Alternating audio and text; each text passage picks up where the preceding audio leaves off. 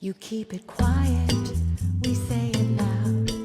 The things you hide, we're calling out. Double lies and blurred lines, love that cuts, truth that bites. Sex, secrets, and a little sass. Nothing stays buried when you drop the mask. We're the Gen Sexers, no shame, no filter. Just the truth, but hotter. Hello, hello. Welcome to another episode of Sex, Secrets, and Sass. I'm Angie. And I'm Krissy, and we are the Gen Sexers. Welcome to episode 4. Where we were left on a cliffhanger last week. Thank you very much, You're welcome. Krissy. You're welcome. So we get to learn the rest of the story today. Yes, absolutely. So gosh, where do we leave off? I know where we left off.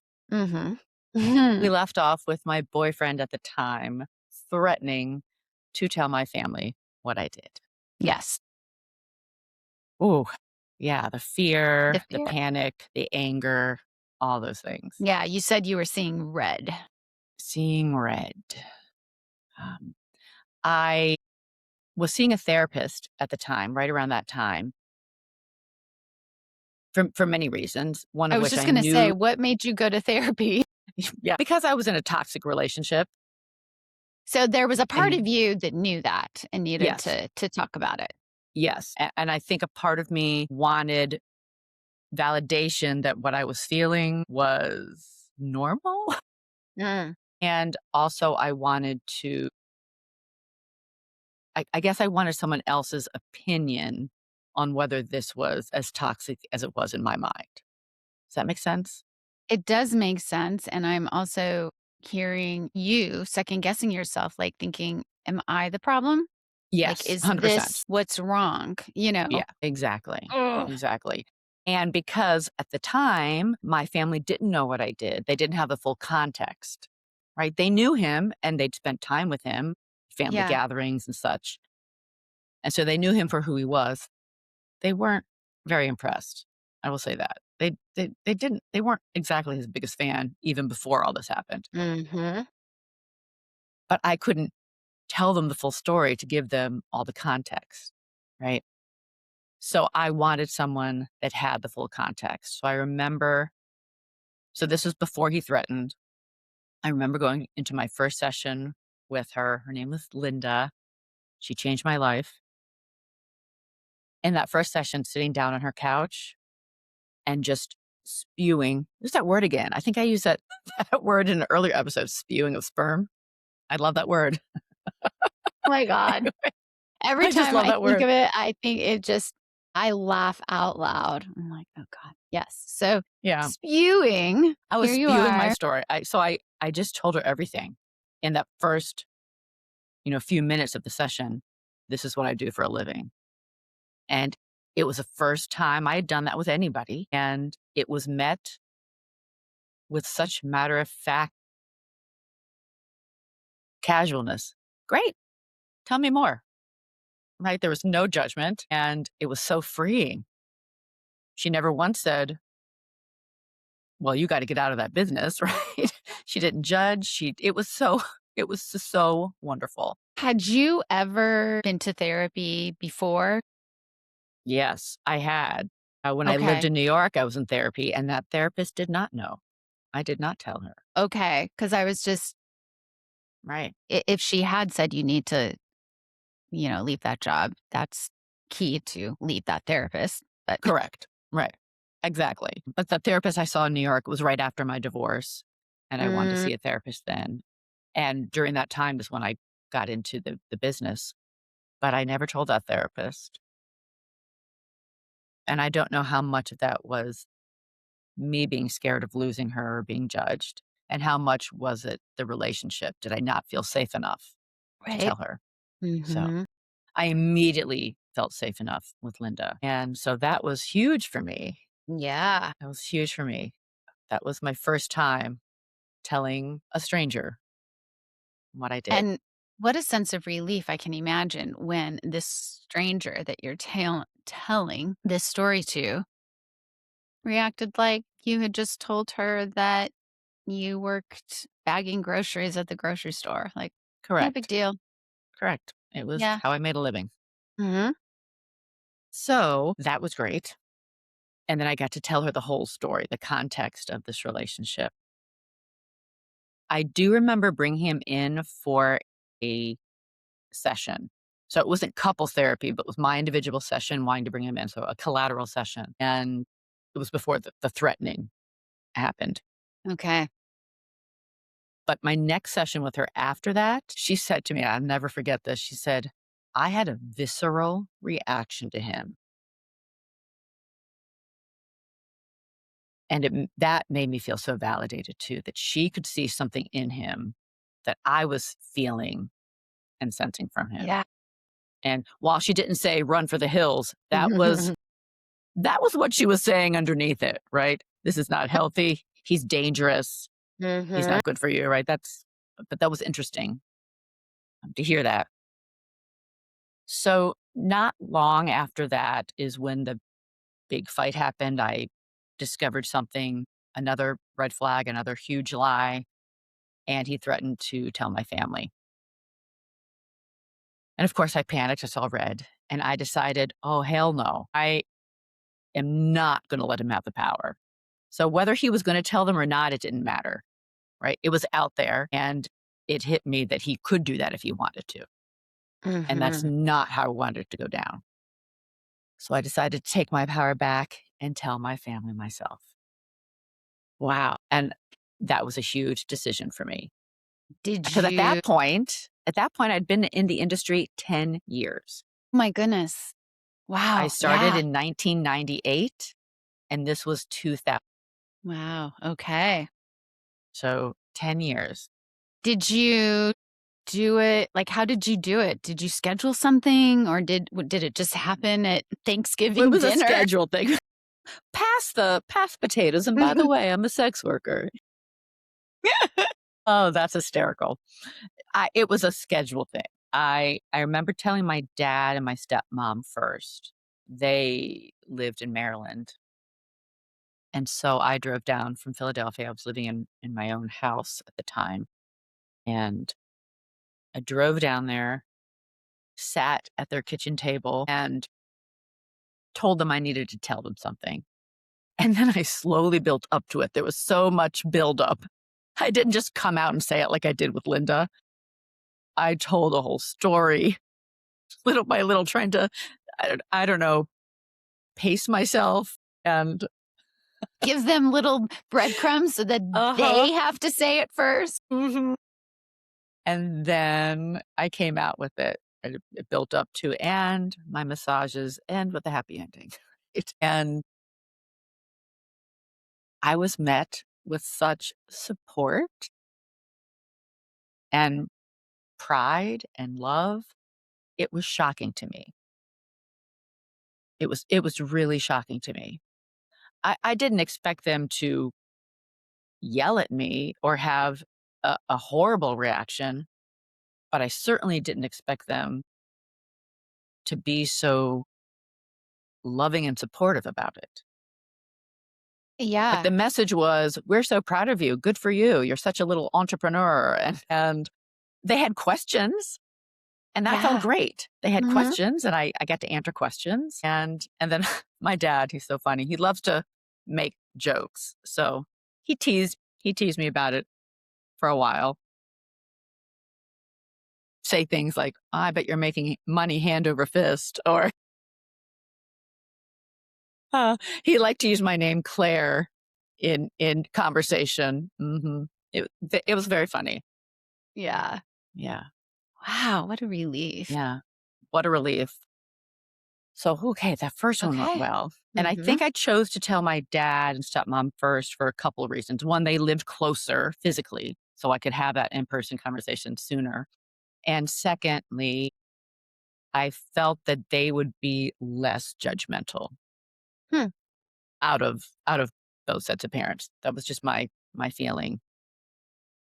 And then I told my mom in person.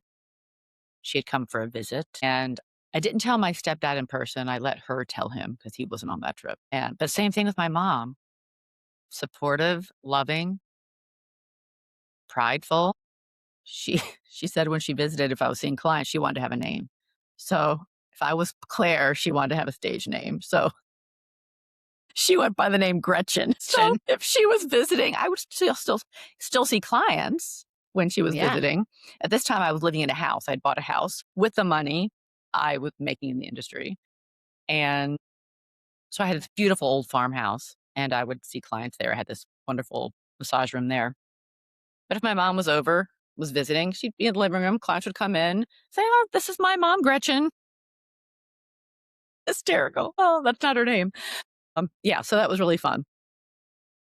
And so I told my mom, very supportive. I told my brother. I don't think I got to tell him in person. I can't remember if that was in person or on the phone. But again, same thing. So loving and supportive. And what a relief, I can, right? Like yeah. it was such a relief Like, and to not be judged. we all want to be loved unconditionally by our nuclear families. And wow. And that just solidified that I wasn't ashamed of Mhm. the work I did. What I felt ashamed about was lying or keeping it from. That's what felt shameful to me Big is a secret. difference. Mhm. Yes. Yeah. Wow. So that felt really great. Now again, the rest of the world didn't know, and that was a lot for safety, right? Mhm. Safety reasons. And maybe a year or 2 after that, and and going back to telling them, it lifted this weight off so that this person, this man, did not have any power anymore, It's and I like, go didn't ahead. care. I Tell didn't them. buy right. Yeah. And so the relationship was over, Good. I was obviously. like, so did you end it? Yes, I ended that relationship, and I had during that last year with him, I had started losing weight and getting healthier. I was back in the best shape of my life. I was happy, I was single, I was free. I started performing again because after the band in New York and moving to Philadelphia, again, I stopped.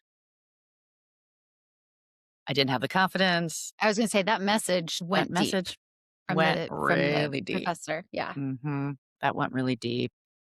And also the weight that I gained during the depression, I didn't feel good in my body. I didn't feel yeah, I just didn't feel like me. Mhm. But Yeah. after letting go of the weight, literally the weight, and then the weight also of this relationship, it just This freed me is up. how telling secrets can open us up to who we are. We can be like us, you Yeah. know? Yeah. It was really You were amazing. free to be you because you had nothing Mm. to hide. Do you remember that show from when we were little kids, Free to Be You and Me? Do you remember that? No. Okay. Was it a cartoon? Listeners, Was it a it was a mixture. It was a movie, actually, and they played it in school. It was like an educational it was a mixture of cartoon and puppets and real people. I'm Free to gonna Be have to You look and it up. Me. Look it up. Listeners, if you know Free to Be You and Me, let me know. I remember this this one little vignette of a man tap dancing on a roof, and he was singing, "It was okay to cry. It's all right to cry. Crying gets the hurt out of you. It's all right to cry. It Wow. might make you feel better." So fun. Anyway, I hope some Love of you that. know that. So, where was I? You had said sayonara. Sayonara, freeing. It was so freeing, right? Yep. So freeing. And I still didn't tell friends or most people in my life. My family knew, and I was happy. I finally had a voice again, right? I was performing again, and I had a voice because I wasn't in this relationship that was weighing me down. I'm gonna say something here though, an observation, because when you were doing it in New York, you also stopped performing. And I'm just wondering if you said, I found my voice. I'm wondering if you literally found your voice again to even perform because you weren't having to live the lie. The Yeah, secret was out. absolutely. And I so this Great secret that observation. was right in here, it's out. It's gone. I can sing again. I can perform. I can be me. Yeah. Like I don't know. Mhm. On a certain level, absolutely. Uh-huh. And then fast forwarding to now where I am telling my story freely to anybody in the world, to Y- strangers, to y- friends who yes. didn't know. I'm telling everybody the parallel process of that. And now I'm in this new band, this female empowered band. It's all females. We're like a rock band, Oh, chick rock band. And I'm the awesome. lead singer of it. And I am finding literally a voice I never had before. I am belting heart. What? Never in my life would I Wow. ever That have imagined that I could sing heart music. And I'm that's belting it. And incredible. we had rehearsal last week and I sang a song. And I remember going into the rehearsal and said, Gals, I don't think I can do this one. This one is really, really out of my comfort zone. It's out of my wheelhouse. And I said, give it a try. You got this. And I shocked myself. I, I looked around the room and who just gave me that voice? It was That is so mhm. fantastic. It was so amazing. And so what a great observation, Angie, because I think there is this parallel between me having there's literally no secrets that I'm keeping in. Yep, And it's so out. I'm so free. And so my voice is getting Even so much bigger, stronger and stronger, bigger. It's yeah. so fascinating.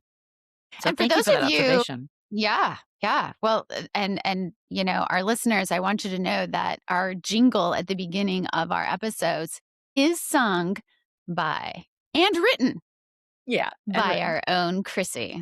So, Thanks for the shout out. yeah. Thank you. Yeah. So I was really happy being single and having my family know it was very freeing. And so maybe about 2 years in to my family knowing, I decided, I'm going to tell some friends. I'm going to tell some other close people in my life. And I chose two sets of friends, a single woman, and she took it well enough, and that felt great. Sadly, not that long after she used it against me in an argument that ended our friendship. So that's that. And then the other people I told, it was a couple. And to me, they were very liberal in their thinking about sex and sexuality. And I thought, this is the perfect couple to tell. And I was so close to them. I did a lot of things with them. Uh, and they took it very, very poorly. There was a lot of judgment. Did they like how was it in their face? Was it in It what they was in their said? face, both. And I was devastated. It was devastating. It was a similar devastation to that professor telling me that I sucked, right?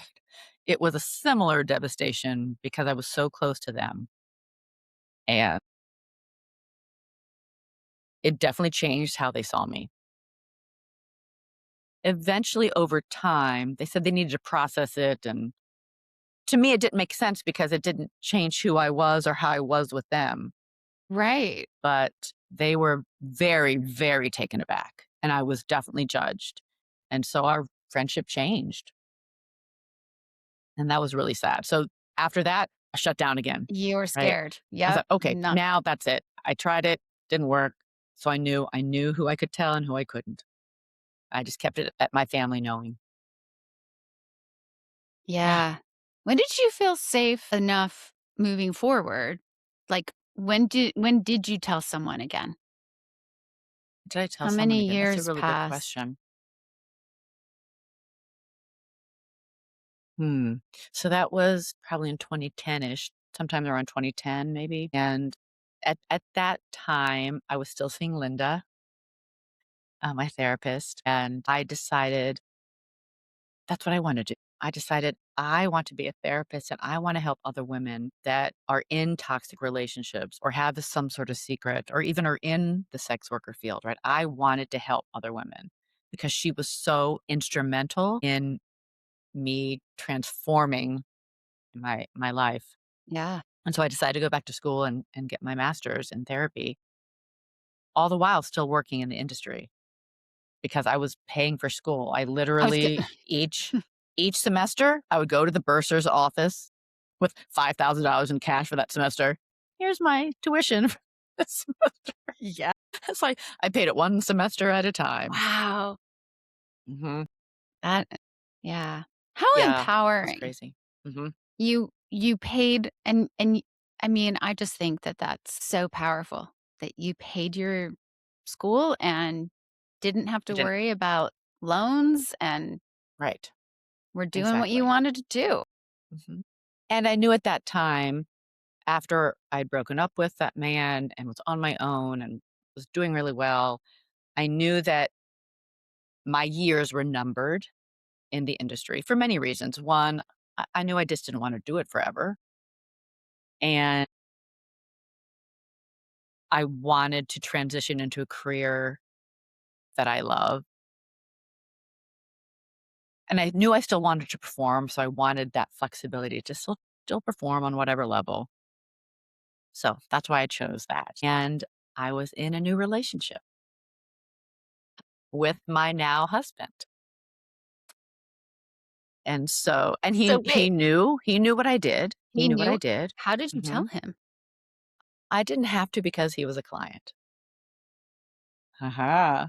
His So secret is now his out. secret. So sorry, honey, your secret is now out as well. Actually, we've talked about it, and he said, "This is your story." And I said, Yeah. "It is my story, and you're a part of my story. So I'm telling my story. You're coming along for the ride." And Yeah.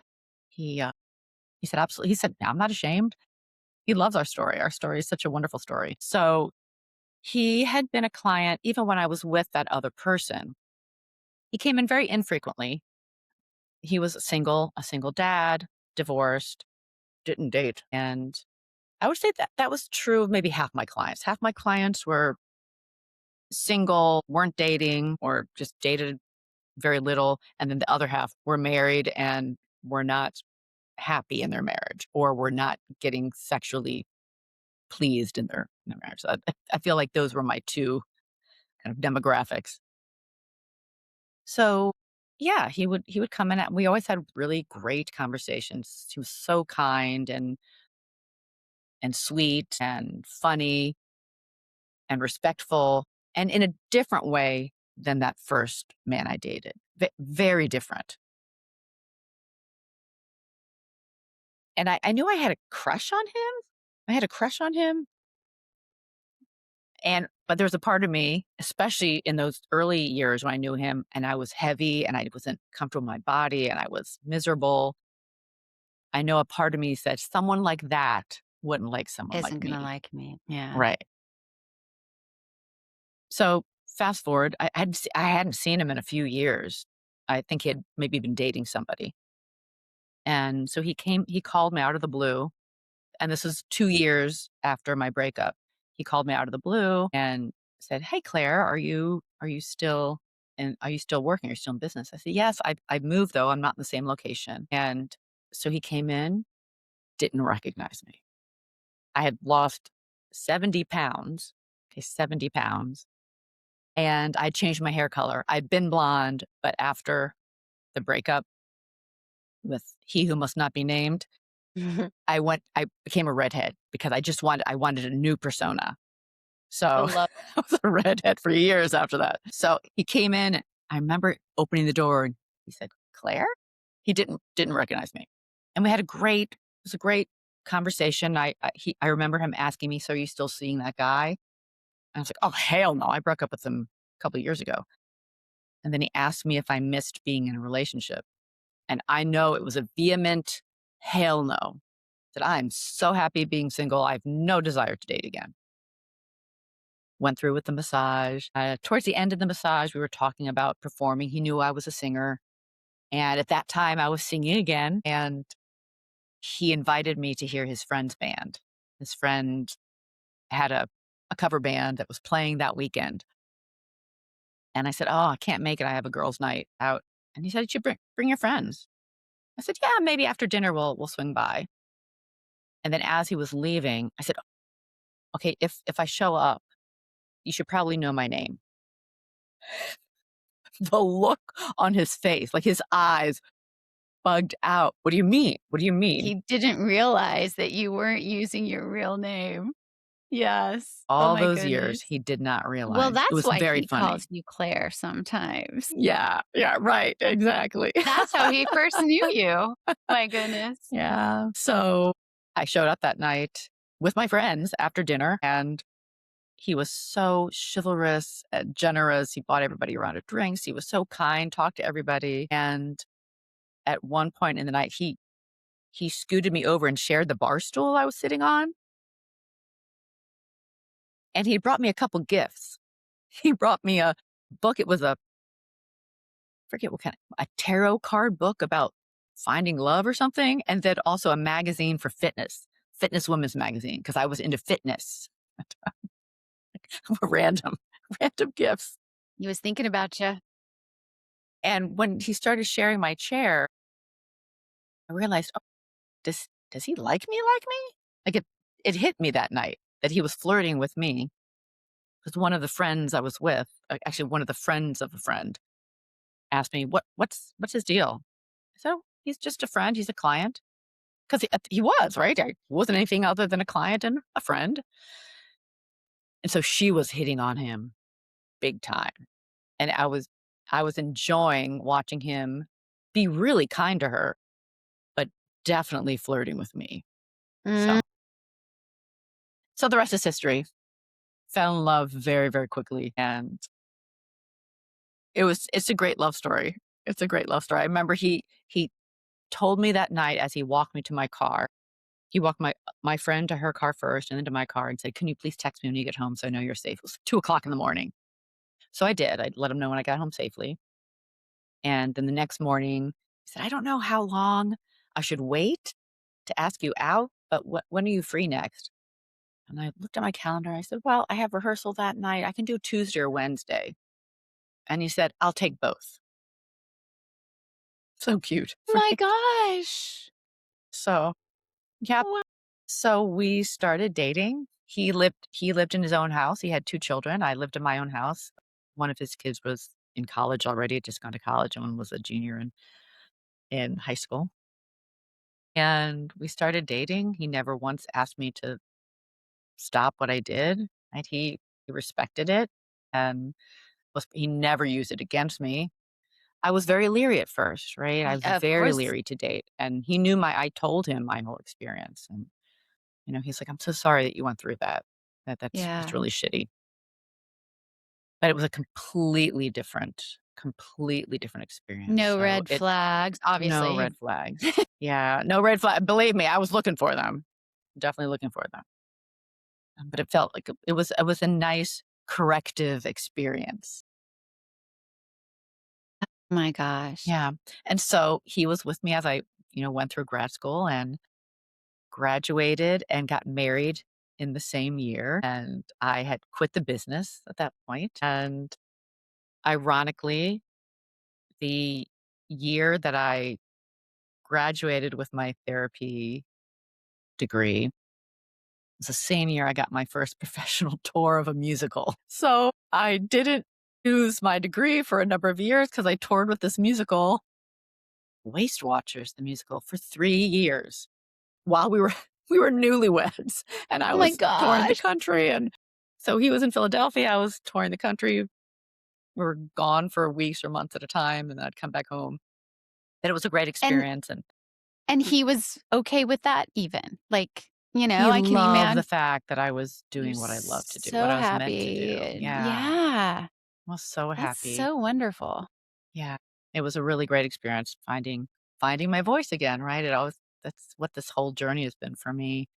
And then after that, we moved from Philadelphia to Arizona, where we are now. That was in 2018. And I auditioned for Menopause a Musical in Las Vegas and got that job. And so I started going back and forth between Scottsdale and Las Vegas to do the show, and then COVID hit. So 2020, Mm, COVID hit, they shut down, all shows. They shut down yeah, everything, right? They shut down the the world. world. And I thought, maybe now's a good time to use that therapy degree. So I studied for licensure for the months for months because they weren't even allowing you to take the test because they shut down testing centers. My gosh. So anytime I tried to schedule something, they ended up canceling it. So I eventually was able to take it in person in August of 2020, and I got my first therapy job in September of 2020 and worked in community mental health for 2.5 years. And I did that just to get my hours, right? My Bless goal you. was Right. to get my hours that I needed. I didn't think there was any other way to do it, but working for somebody. And so that's what I did. I did and got more and more comfortable doing the work. And then when I was fully licensed, so I had my associate license, obviously, until I got my hours to be independently Mhm. licensed. And when I got that in 2023, I went out on my own in private practice and I love it. I absolutely love it. And then this past year, decided to niche in the area that I niche, right? Women and secrets and sex workers and all that stuff. And people ask me, is that all you see? Are those the only type of clients you see? No, of course not. Yeah. But that is my right, that's my specialty, that's my niche. Right. Right.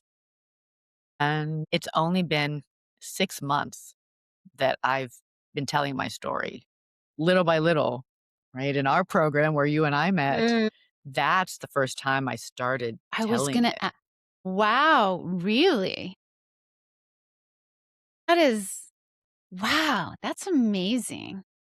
And what a safe space that was. Yeah, I 100%. mean, we were All all in therapists, that come on, right. program together, right? I wonder how many other firsts there was with that. Yeah. How wow. I just I felt myself getting a little bit teary think when you said finding my voice again and I thought, well, there's the title of your memoir. I love that, Angie. Yeah. I have actually, just in the past few months, started thinking about writing my story again. I had wanted to do it years ago while I was still in the industry, and I was too close to it to write it. And the more that I tell my story, the more people tell me, "Why don't you have a book yet?" So maybe that'll be something that I actually do in the next year or 2. Yeah, But I love that, finding my voice again. Yeah, yeah. And so telling my story to more and more people is so freeing. And my husband does question, is this going to hurt your business? The fact that you're so open about it. And I don't have an answer to that. I don't, right? yeah, Part of me is scared that people hearing this story are going to judge and say, well, why would anybody go to a therapist with that history? Right. And then the other wiser part of me mhm, says, we all have a story, right? We all carry a history. We all have a story. yes, And I think my story makes me much more compassionate towards women that are experiencing what I experienced, right? absolutely. Because I know somebody who was an escort for quite a while and, has never been to therapy, and just with things going on in her life, I was like, I think it would be good." And she's like, "I'm not gonna be able to talk about all of it." And, I'm like, "Well, therapists aren't supposed to judge, first of all." But, it's she's afraid of that part.